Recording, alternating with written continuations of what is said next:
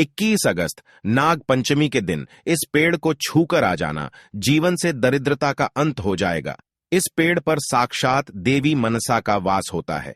नमस्कार, आपका स्वागत है। ब्रह्म वैवर्त पुराण में देवी मनसा के चरित्र का वर्णन करते समय भगवान श्री कृष्ण ने एक ऐसे वृक्ष के बारे में बताया है जिसका स्पर्श करने मात्र से ही मनुष्य की दरिद्रता नष्ट हो जाती है। देवी मनसा नाग माता है, समस्त नागों की देवी है। उन्हें पुराणों में विषहरी कहा गया है। नाग पंचमी का दिन देवी मनसा को अत्यंत प्रिय है। इस दिन जो भी मनुष्य इस एक वृक्ष के केवल स्पर्श कर लेता है तो उसके दुखों का नाश हो जाता है। इस पेड़ पर साक्षात देवी मनसा का ही वास है। मां मनसा समस्त दुखों को हरने वाली देवी है, समस्त रोगों का नाश करने वाली जरत्कारु है। भगवान धन्वंतरि ने मां मनसा को यह वचन दिया है, जो भी जातक मनसा देवी की पूजा करेगा उसे धन संपत्ति की प्राप्ति होगी और उसके रोगों का नाश होगा। दोस्तों, उस चमत्कारी पेड़ के बारे में जानने से पहले आपको नाग माता मनसा के बारे में अवश्य जान लेना चाहिए। भगवान नारायण ने नारद जी को मनसा देवी का चरित्र सुनाया है। भगवान नारायण कहते हैं, लक्ष्मी के अंश से प्रकट हुई ऋषि कश्यप और देवी कद्रु से उत्पन्न हुई कन्या, यह मनसा देवी है। यह मन से उद्दीप्त हुई है, इसीलिए इन्हें मनसा देवी के नाम से जाना जाता है। इनके पति का नाम जरत्कारु है, इसीलिए इन्हें जरत्कारु प्रिया भी कहा जाता है। देवी मनसा के पुत्र का नाम आस्तिक है। ये परम तेजस्वी है। इन्होंने ही जन्मजेय के सर्प संहारक यज्ञ से समस्त नागों की रक्षा की थी। देवी मनसा ने 3 युगों तक भगवान श्री कृष्ण की तपस्या की थी। भगवान श्री कृष्ण से वर प्राप्त करके ये तीनों लोकों में पूजनीय बन गई। भगवती मनसा श्वेत चंपक पुष्प के समान वर्ण वाली है। इनका विग्रह रत्नमय आभूषणों से विभूषित है। अग्निशुद्ध वस्त्र इनके शरीर की शोभा बढ़ाते हैं। इन्होंने सर्पों का यज्ञोपवीत धारण किया है। ये देवी सिद्ध पुरुषों की अधिष्ठात्री देवी है। बचपन में ही देवी मनसा भगवान शिव के पास निवास करने के लिए कैलाश पर चली गई और शिव पार्वती ने उन्हें अपनी पुत्री मानकर ही उनका पालन पोषण किया था। भगवान शिव ने उन्हें शिक्षा प्रदान की थी, जिस कारण से उस देवी का नाम शैवी पड़ गया। ये देवी भगवान विष्णु की अनन्य उपासिका है, इसीलिए उन्हें वैष्णवी भी कहा जाता है। देवी मनसा को नागेश्वरी, नाग भगिनी भी कहा जाता है, क्योंकि इन्होंने ही अपने पुत्र आस्तिक को नागों की रक्षा के लिए भेजा था। देवी मनसा विष का संहार करने में समर्थ होने के कारण इन्हें विषहरी भी कहा जाता है। भगवान शिव से योग सिद्धि प्राप्त करने के कारण इनका नाम सिद्ध योगिनी भी पड़ा था। अतः इस महान देवी की जो भी नाग पंचमी के दिन उपासना करता है उसके सभी मनोरथ सफल होते हैं, उसकी दरिद्रता दूर होती है तथा उसके जीवन से सर्पों का भय भी नष्ट हो जाता है। इसीलिए नाग पंचमी के दिन देवी मनसा की पूजा आराधना निश्चित ही करनी चाहिए। हिंदू पंचांग के अनुसार नाग पंचमी का त्योहार श्रावण मास के शुक्ल पक्ष की पंचमी को मनाया जाता है। इस साल पंचमी तिथि का आरंभ 21 अगस्त को रात 12:21 पर होगा और पंचमी तिथि की समाप्ति 22 अगस्त को रात 2 बजे होगी। नाग पंचमी की पूजा का शुभ मुहूर्त सुबह 5:53 से लेकर 8:30 तक रहेगा। दोस्तों, नाग पंचमी के 8 देव माने गए हैं। इस दिन में अनंत, वासुकी, पद्म, महापद्म, तक्षक, कुलीर, कर्कट और शंख नामक अष्टनागों की उपासना की जाती है।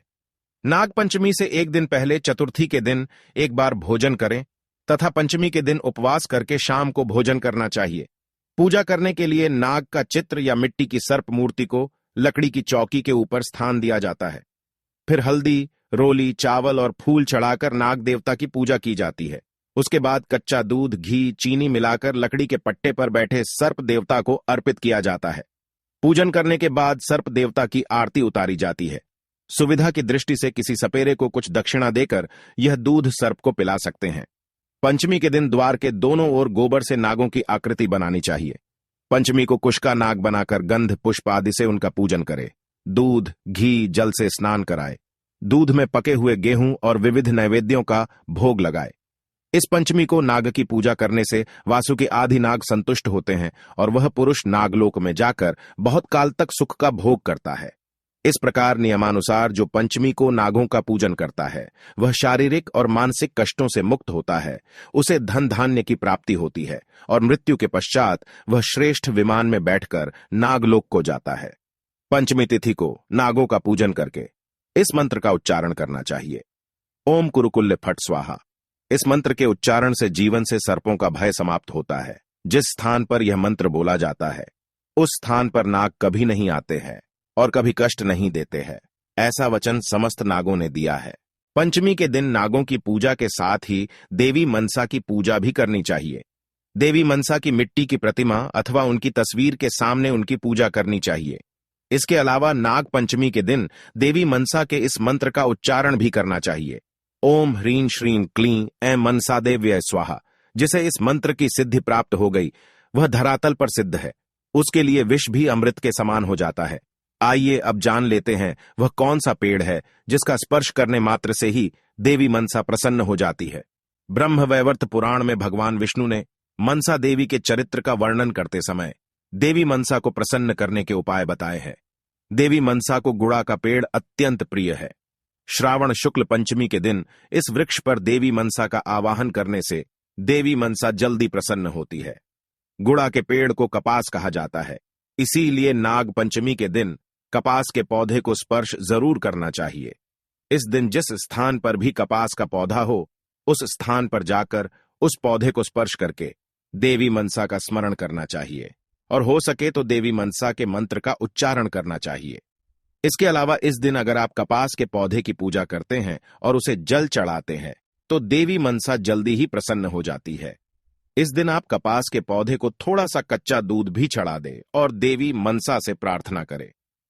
आपकी जो भी इच्छा है वह निश्चित ही पूर्ण हो जाएगी। आपकी दरिद्रता को भी माता दूर कर देती है। आपके जीवन में अगर किसी भी प्रकार का दोष है, कष्ट है, वह भी समाप्त हो जाते हैं। बस नाग पंचमी के दिन किसी भी समय पर कपास के पौधे को स्पर्श कर लेना। इस पौधे पर मां मनसा का वास हमेशा रहता है। ध्यान रहे दोस्तों, इस दिन कपास के पौधे को नहीं तोड़ना चाहिए और ना ही उसे कष्ट देना चाहिए। माता क्रोधित हो जाती है। नाग पंचमी के दिन जमीन को खोदना अथवा हल चलाना भी वर्जित बताया गया है। इससे मां मनसा क्रोधित हो जाती है। इससे जमीन के अंदर छिपे हुए सर्पों को कष्ट हो सकता है अथवा जो नाग भूमि में निवास कर रहे होते हैं उनका घर भी टूट सकता है। नाग पंचमी के दिन कभी किसी सर्प के प्राण नहीं लेने चाहिए, ऐसा करने से महापाप लगता है। नाग पंचमी को नागों को ठंडा दूध चढ़ाना चाहिए, क्योंकि इसी दिन नाग को भयंकर यज्ञ से अग्निदाह सहन करना पड़ा था। इसीलिए उनके दाह को कम करने के लिए उन्हें ठंडा दूध चढ़ाया जाता है। नाग पंचमी के दिन नुकीली और धारदार चीजों का इस्तेमाल भी नहीं करना चाहिए। नाग पंचमी के दिन मीठे अन्न का भोजन करना शुभ माना जाता है। इस दिन मीठे पदार्थों का सेवन सबसे पहले करना चाहिए, इससे नागदेव प्रसन्न होते हैं। तो दोस्तों, इस प्रकार से आप नाग पंचमी के दिन देवी मनसा की पूजा जरूर करें। उम्मीद है आपको यह जानकारी अच्छी लगी होगी। वीडियो को लाइक जरूर करें और कमेंट में जय देवी मनसा जरूर लिखें। साथ ही चैनल को सब्सक्राइब करें। आप सभी का धन्यवाद।